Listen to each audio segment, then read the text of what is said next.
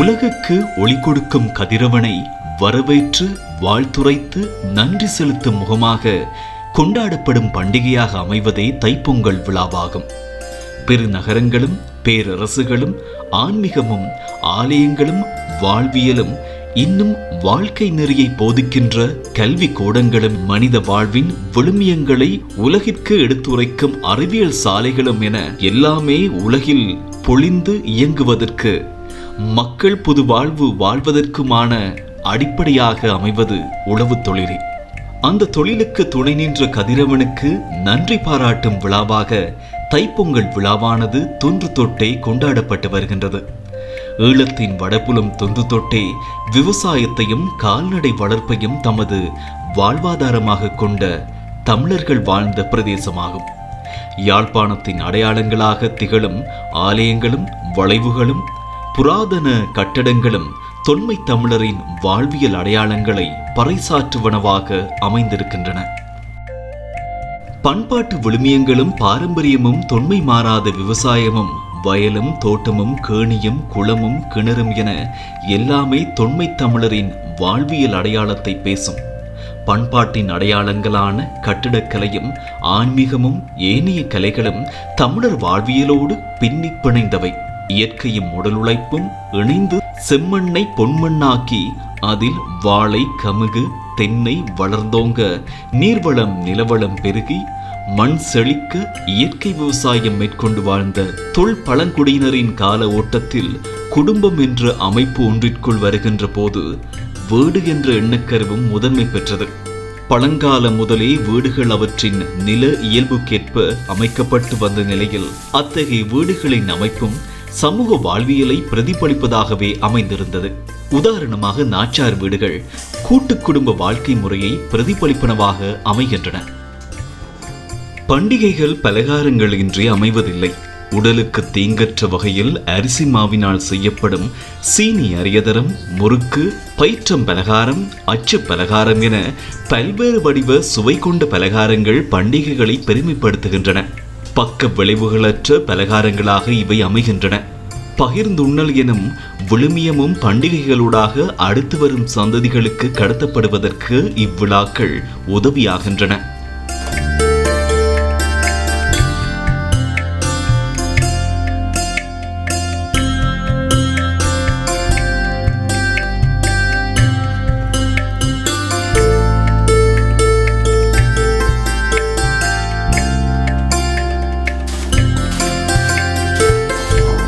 பொங்கலுக்கான பச்சை அரிசி சுத்தப்படுத்தலும் பயறு திரித்தலும் முன்கூட்டியே செய்யப்படுகின்றன.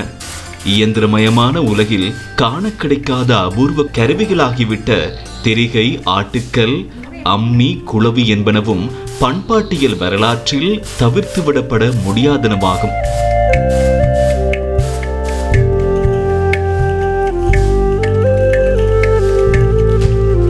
பொங்கல் விழாவிலே முக்கியம் பெறும் இன்னொரு அம்சம் தோரணங்களாகும். தென்னோலை கொண்டு பின்னப்படும் தோரணங்கள் அறிவியல் சார்ந்து முக்கியம் பெறுவனவாக அமைவதோடு பின்னப்படும் முறையை கொண்டே அவை எவற்றுக்கானவை என்பதனையும் வேறுபடுத்தக்கூடிய தனித்துவம் வாய்ந்தனவாகும். மங்களம் அமங்கலம் ஆகிய இரண்டு நிகழ்வுகளிலும் தோரணங்கள் முக்கியம் பெறுகின்றன என்பதோடு இரண்டு சந்தர்ப்பங்களிலும் பயன்படுத்தப்படும் தோரணங்களும் அவற்றின் அமைப்பிலே வேறுபாடுகளையும் கொண்டிருக்கின்றன. மங்கள தோரணங்கள் மண்ணோக்கி தாழ்ந்திருக்கும் அதேவேளை அமங்கல தோரணங்கள் விண்ணோக்கி உயர்ந்தும் இருக்கும். மக்கள் கூடும் இடங்களில் வாழை, மாவிலை, வேப்பிலை, தோரணம் என்பனவற்றை கட்டுதல் அலங்காரம், மங்களம் என்பனவற்றுக்கு அப்பால் அவை சன நெருக்கடியான இடங்களில் ஏற்படக்கூடிய பிராண வாயுவின் அளவினை சமப்படுத்தக்கூடிய தன்மையையும் கொண்டிருப்பது சிறப்பு. இது தொல் பழங்காலம் முதல் தமிழரிடம் நிலவிய அறிவியல் சார்ந்த சிந்தனைக்கான எடுத்துக்காட்டாகும். அடுத்து பொங்கலிடப்படும் இடம். சாணத்தினால் நன்கு மெழுகப்படும். கிருமி நாசினியாக கொள்ளப்படும் சாணத்தினால் நிலத்தினை மெழுகுதல் பாரம்பரியமாக இருந்து வரும் ஒரு நடைமுறையாகும். குழந்தை பிறந்த வீட்டிலும் சாணத்தினாலேயே மெழுகுதல் வழமை.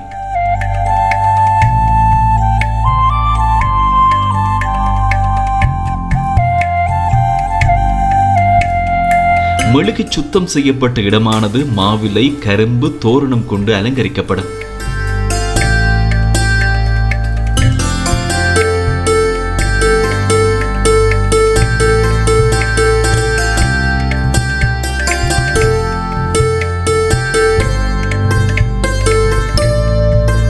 பழந்தமிழர் காலத்திலிருந்து இந்த பொங்கல் விழா என்பது எங்கள் பண்பாட்டிலே நீண்ட காலமாக நிறைவேறும். தமிழ் சூழலிலே பண்டைக்கால தமிழ் இலக்கியங்களிலிருந்து பார்க்கின்ற பொழுது தைப்பொங்கல் ஒரு சமூக, பொருளாதார, பண்பாட்டு, வாழ்வியல் அம்சங்களை கொண்டதாக அமைகிறது. நம்முடைய பழந்தமிழ் சமூகத்திலே குறிஞ்சி, முல்லை, மருதம், நெய்தல், பால் என்று 5 வகையான நிலப்பாகுபாடு இருக்கிறது. அதிலே குறிஞ்சி என்பது மலையும் மலை சார்ந்த இடம், முல்லை என்பது காடும் காடு சார்ந்த இடம், மருதம் என்பது வயலும் வயல் சார்ந்தது, நெய்தல் கடலும் கடல் சார்ந்தது. தைப்பொங்கலிலே மிக முக்கியம் பெறுகின்ற நிலம் மருத நிலம்தான். மருத நிலம் என்றால் உண்மையிலே வயலும் வயல் சார்ந்த வேளாண்மைகளும், அதிலும் சிறப்பாக நெல் உற்பத்திக்கு பெயர் போன ஒரு பிரதேசம்.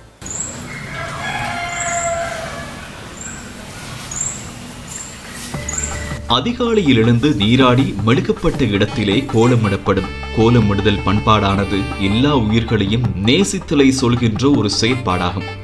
ஊர்வனவான எறும்புகளுக்கு தானமாக உணவளிப்பதற்கான செயற்பாட்டை அழகியலாக்கி அதற்குள் அழகியலையும் கணிதவியலையும் புகுத்தி புள்ளிக் கோலங்களாகவும் கோட்டுக் கோலங்களாகவும் கோலமிடுதல் மரபு.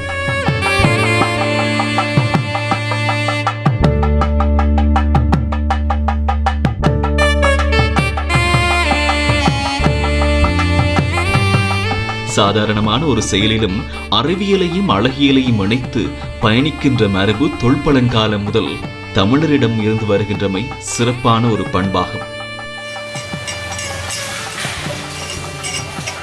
கிணற்றிலே நீரள்ளி அதனை பொங்கலுக்கான பானையில் நிரப்பி பொங்கல் இடத்துக்கு எடுத்து வரப்படும். பொங்கல் வைக்கும் பானைகள் ஆரம்பத்தில் மண்ணாலும், பிற்பட்ட காலங்களில் பித்தளை, செம்பு மற்றும் அலுமினியம் முதலான உலோகங்களாலும் ஆக்கப்பட்டு பயன்படுத்தப்படுகின்றன.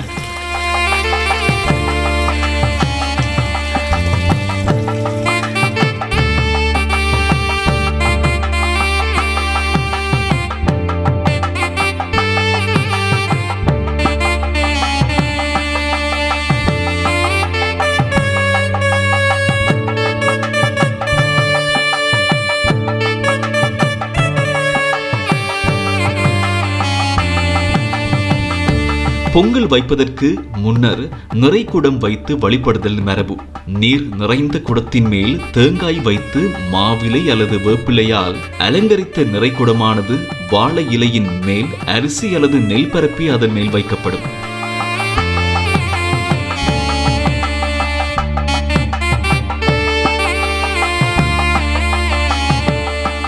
நிறைகுடத்தின் இருபுறமும் 2 குத்து விளக்குகள் வைக்கப்படும்.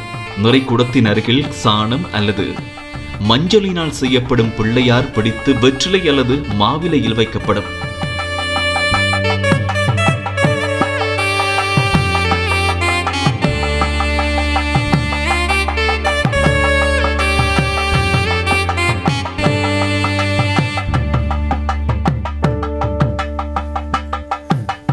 நிறைகுடமானது பூக்களால் அலங்கரிக்கப்பட்ட பின்னர் குத்து விளக்கானது திரியிட்டு ஒளியேற்றப்படும்.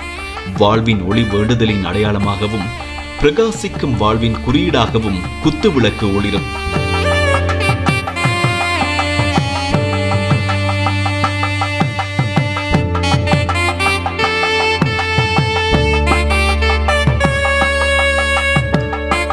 பொங்கற் பானைக்கு திருநீர் அணிந்து சந்தனம், குங்குமம் என்பன இட்டு பானையில் வாயில் பகுதியில் மாவிலை கட்டி பொங்கற்பானை பொங்கலுக்காக தயார்படுத்தப்படும்.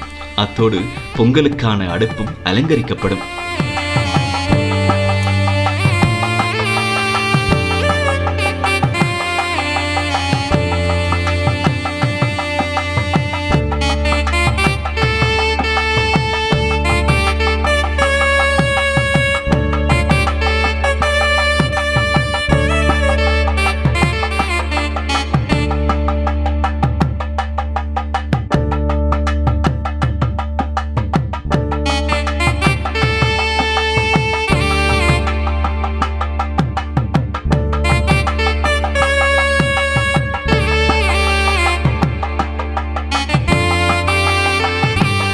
அடுப்பு மூட்டப்பட்டு தென்னம்பாளை, பூம்பாளை, விறகு என்பனவற்றை கொண்டு பொங்கல் அடுப்பு பற்ற வைக்கப்படும்.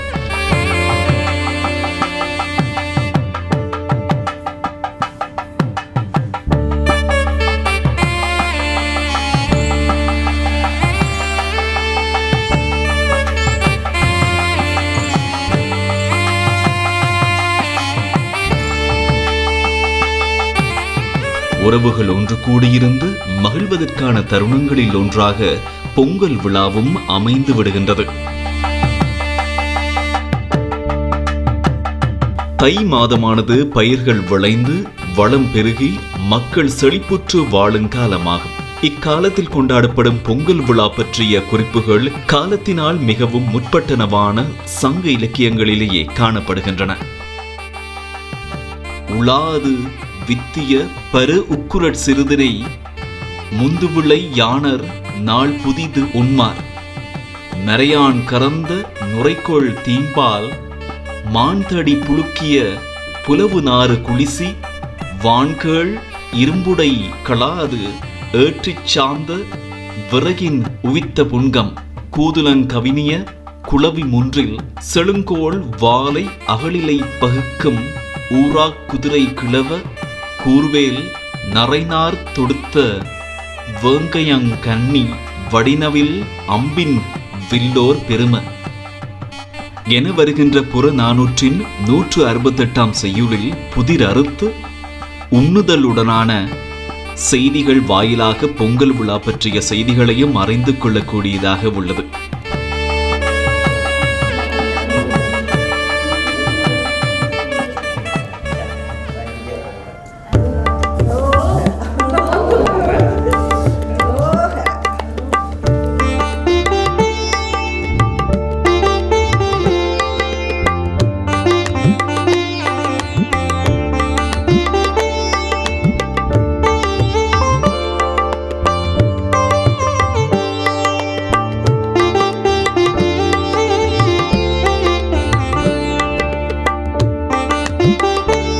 பொங்கல் பானை பொங்கிய பின்னர் அதனை வணங்கி பானையில் பொங்கல் அரிசியினை இடுவர்.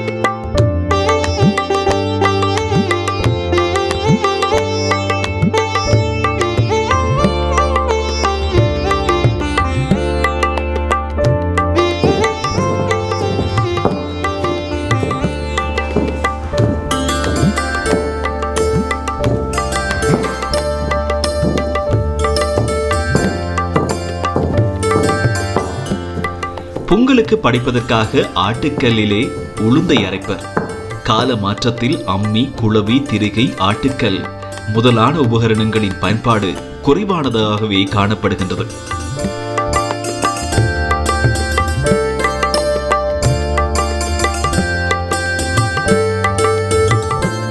பொங்கலில் சர்க்கரை சேர்க்கப்படுகின்றது. இது இனிக்கும் வாழ்வின் அடையாளமாக நோக்கப்படுகின்றது.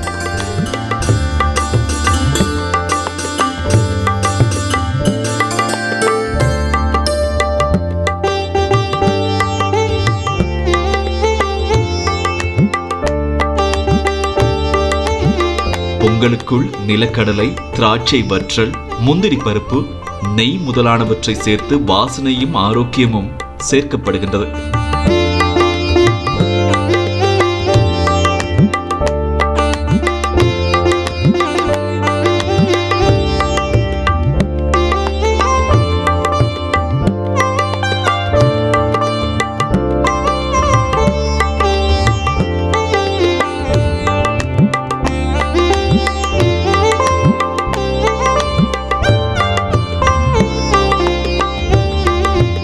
அத்தோடு அரிசி மாவினால் மோதகம் பிடித்து அதனுள் சத்துணவாக கருதப்படும் சர்க்கரை, தேங்காய்ப்பூ மற்றும் பயிரினை கொண்டு உருவாக்கப்பட்ட உள்ளுடனை சேர்த்து மோதகமும் படையலுக்காக செய்யப்படும்.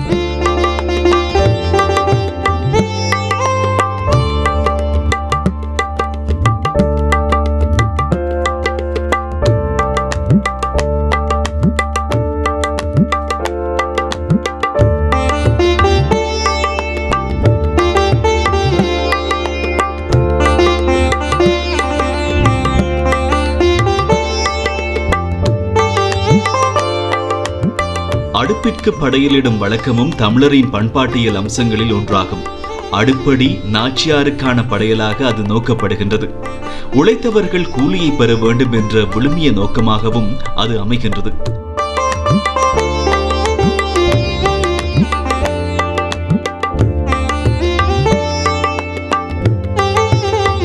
வடையும் பொங்கல் அடுப்பிலேயே சுடப்பட்டு சூரியனுக்கான படையல் வீட்டில் மூத்தவரால் மேற்கொள்ளப்படும்.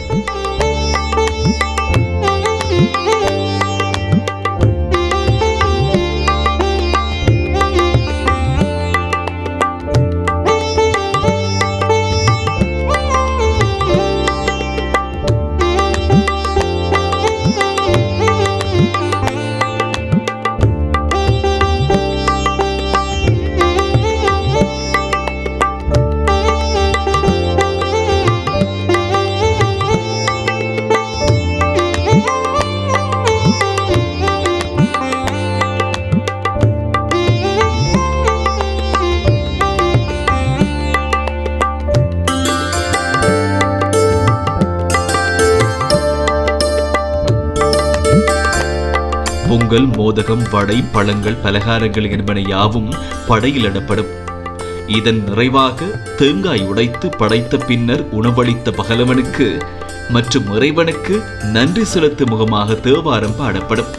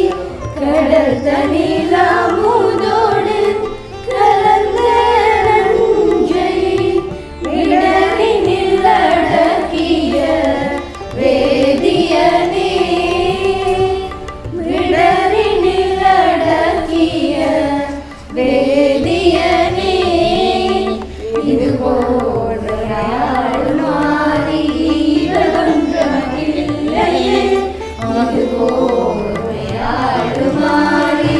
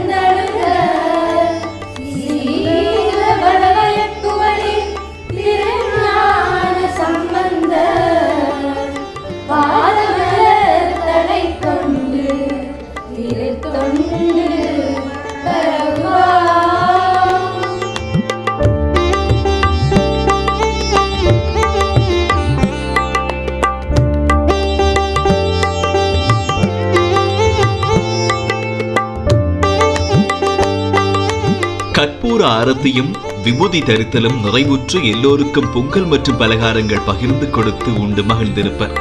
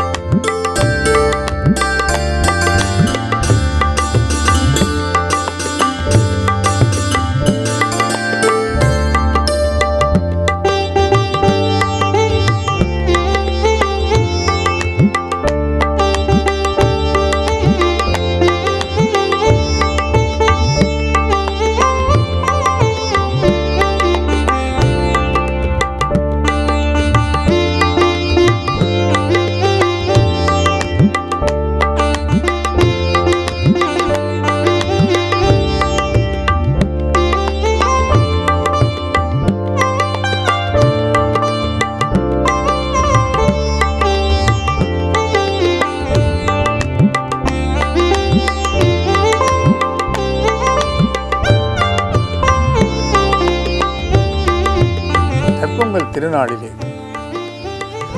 அந்த மக்கள் மிக ஆறுதலாகவும் ஓய்வாகவும் இருந்தார். இந்த ஓய்வின் வெளிப்பாடாகத்தான் அவர்கள் விளையாட்டு, ரசனை, கூத்து, கும்மாளம் என்று வந்தது. அதனால்தான் ஓய்வு நேரத்தை பயன்படுத்தி விளையாட்டுக்களை செய்வார்கள்.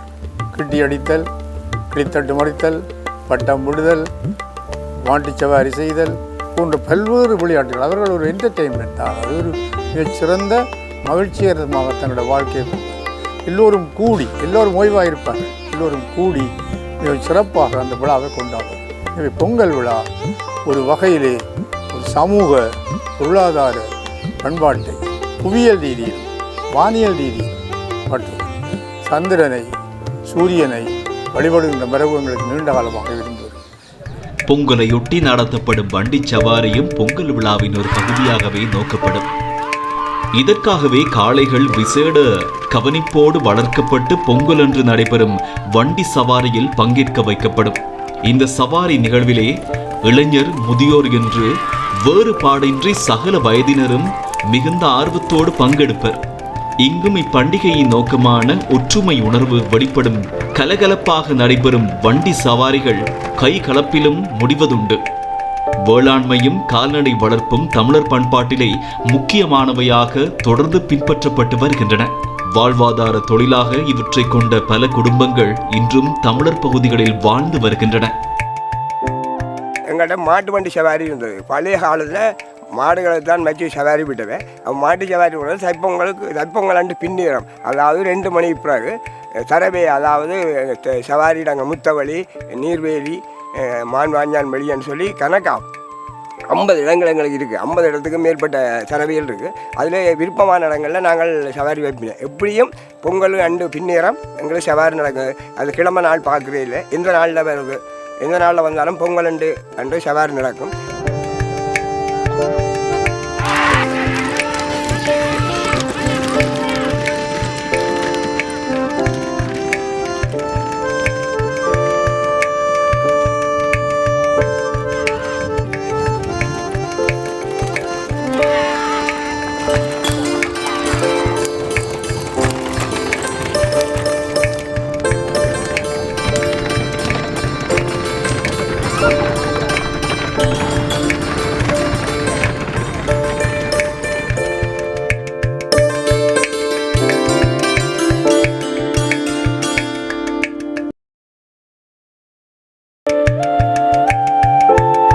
தமிழ்லேயே ஒரு சொல்லி இருக்கும், மாடுன்னு சொல்லி.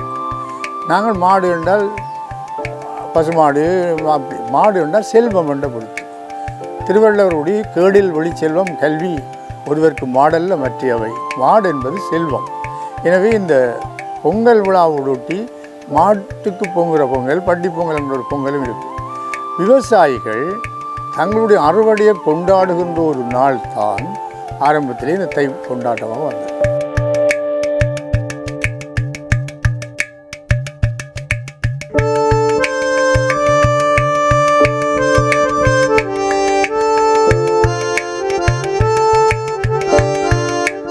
மண் உழுது பொன் விளைத்து மக்கள் வாழ்வுயர பாடுபடும் விவசாயி தனது தொழிலுக்கு உதவி செய்த சூரிய பகவானுக்கு நன்றி செலுத்தும் விழாவே தைப்பொங்கல் விழா.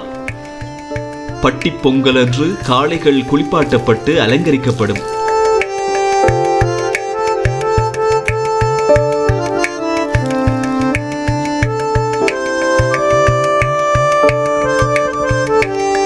தமிழரின் விழுமியங்களில் ஒன்றான நன்றி மறவா பண்பின் மரபுசார் அடையாளமாக தொடர்ந்து வரும் இப்பண்டிகை சூரியனுக்கு மட்டுமன்றி உழவு தொழிலில் உழவரோடு இணைந்து காலம் முழுவதும் நின்றுழைக்கும் காளைகளுக்கும் நன்றி செலுத்தும் முகமாக கொண்டாடப்படும் பட்டிப் பொங்கலையும் இணைத்துக் கொண்டதாகும்.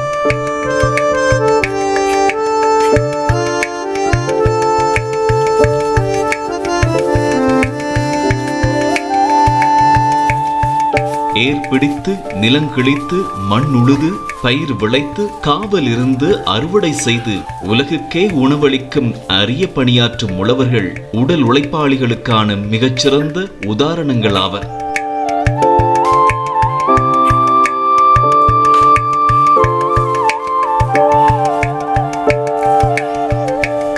உழவர்கள் தமது தொழில் முயற்சிக்கு துணை நின்ற காளைகளுக்கு நன்றி செலுத்துவதை தமது கடமையாக உணர்ந்து அவற்றுக்கும் பொங்கலிட்டு வழிபட்டு நன்றி செலுத்தி மகிழ்வார்கள். பண்டை காலத்தில் செல்வம் என்பது மாட்டையே குறித்தது. ஒருவரிடமுள்ள மாடுகளின் எண்ணிக்கையை கொண்டே செல்வ நிலை அளவிடப்பட்டிருந்தது.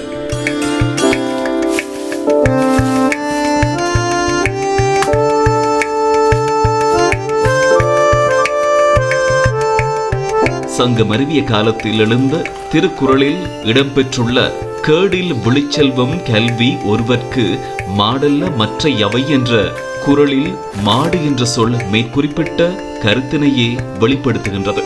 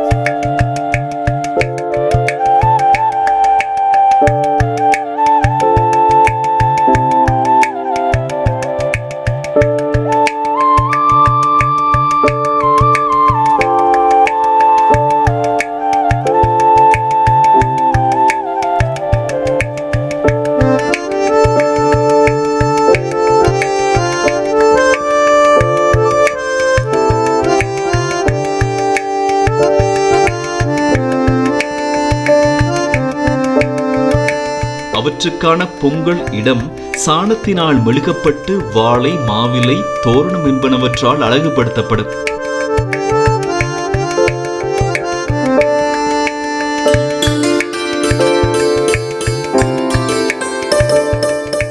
பொங்கலுக்கு அடுத்த நாள் நாங்கள் மாட்டுப் பொங்கல் பழைய காலத்திலேருந்து விவசாயிகளால் பொங்கப்பட்டது. மூதுவர் காலத்திலிருந்து எங்களுக்கு காலாதி காலம் கமக்காரன் நெடுக பொங்கி கொண்டிருக்கிறார்கள். ஆனால் அழியாமல் நாங்கள் ஒரு வருஷக்கணக்குன்னு சொல்ல முடியாது, தலைமுறைகளை தான் சொல்லலாம். எத்தனையோ தலைமுறைகள் பொங்கல் நடக்குது. இது பட்டி பொங்கல் மாட்டு பொங்கல்னு சொல்லி பொங்கலுக்கு அடுத்த நாள் நாங்கள் வழக்கமாக எங்களுடைய யாழ்ப்பாண குடாநாட்டில் இலங்கை ஊராக தமிழன் இருக்கிற இடம் முழுக்க நாங்கள் இந்த பொங்கல் அழியாமல் நாங்கள் பொங்கி கொண்டிருக்கிறோம்.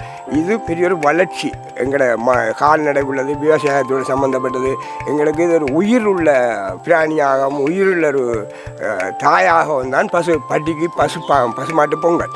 பசுமாட்டு பொங்கல் என்று சொன்னால் ஒரு பெரிய ஒரு பாரம்பரிய எங்களுக்கு ஒரு பெரிய பொங்கல்.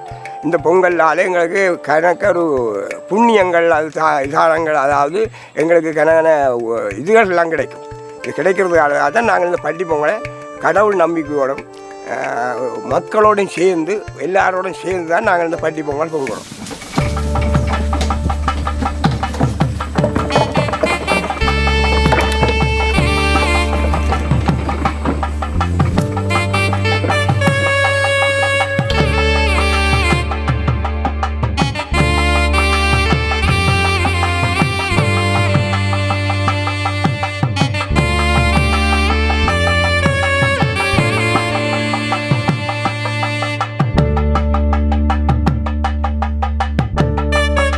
பொங்கலின் இடமானது அலங்கரிக்கப்பட்ட பின்னர் அந்த இடத்தில் விரைக்குடம் வைத்து விளக்கேற்றி புதுப்பானையில் பொங்கல் வைக்கப்படும்.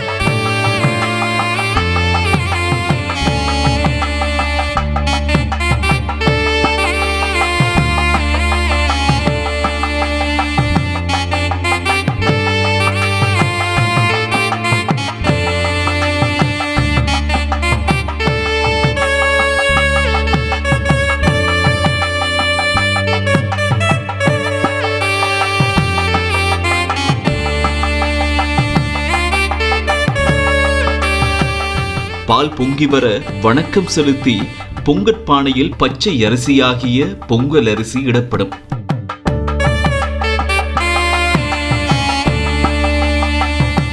சத்து நிறைந்த தவிட்டுடன் கூடியதாகவே பொங்கலுக்கான அரிசி பயன்படுத்தப்படுகின்றது.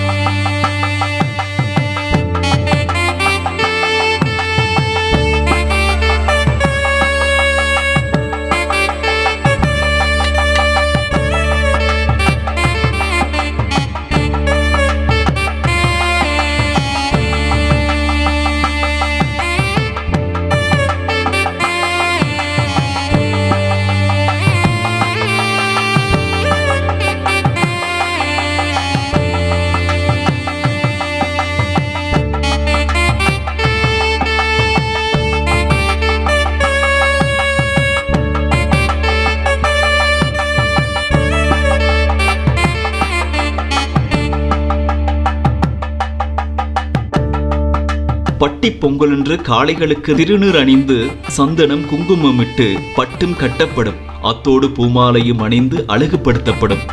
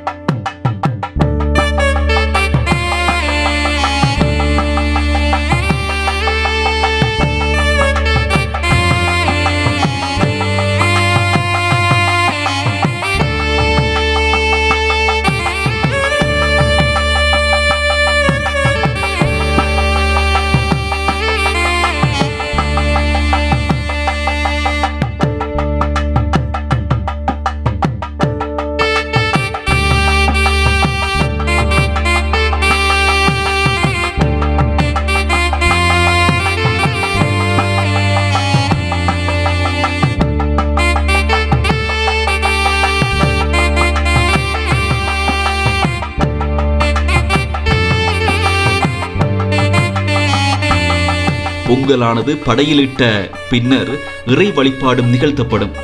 வழிபாட்டினை தொடர்ந்து காளைகளுக்கு பொங்கல் பலகாரங்கள், பழங்கள் என்பன பிரசாதமாக வழங்கப்படும்.